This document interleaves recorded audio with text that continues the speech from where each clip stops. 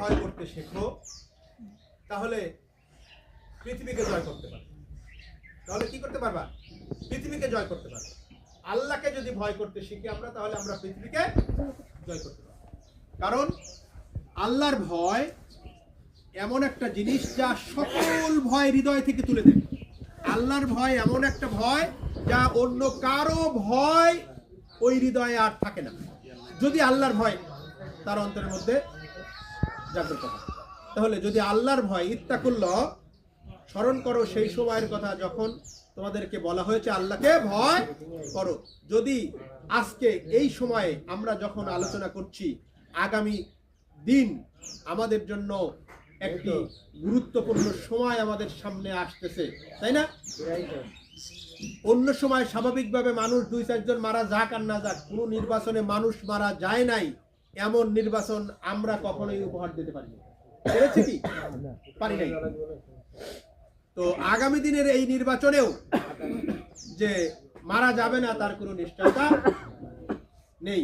এই গুরুত্বপূর্ণ এই সময়ে আমাদেরকে আমরা ভয় করব কাকে? ইত্তাকুল্লাহ, আল্লাহকে।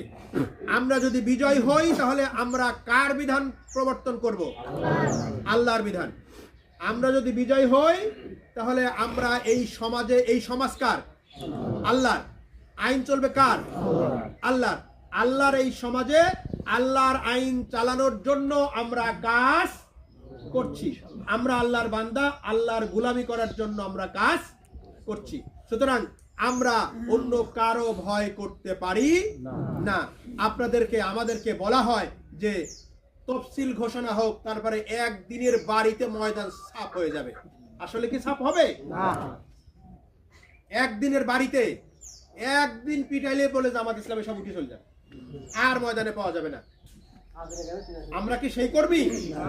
আমরা ভয় করি। ইত্তাকুল্লাহ, এই জন্য আমি এখানে আনছি। ইত্তাকুল্লাহ, আমরা আল্লাহকে ভয় করি, আমরা পৃথিবীর আর কাউকে ভয় করি না।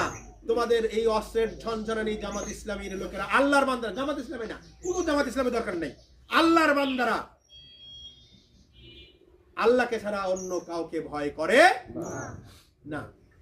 সুতরাং আমরা আল্লাহর বান্দা, আল্লাহর বিধান কায়েম করার জন্য এক সময় নির্বাচন, এক সময় যুদ্ধ বিগ্রহ ছিল, তাই না? এখন সেই যুদ্ধ বিগ্রহ নাই। এখন গণতান্ত্রিক বিশ্বে এখন ক্ষমতার পরিবর্তন হয় কিসের মধ্য দিয়ে? ক্ষমতার পরিবর্তন হয় ব্যালটের মাধ্যমে। ক্ষমতার পরিবর্তন হয় ব্যালটের মাধ্যমে। যখন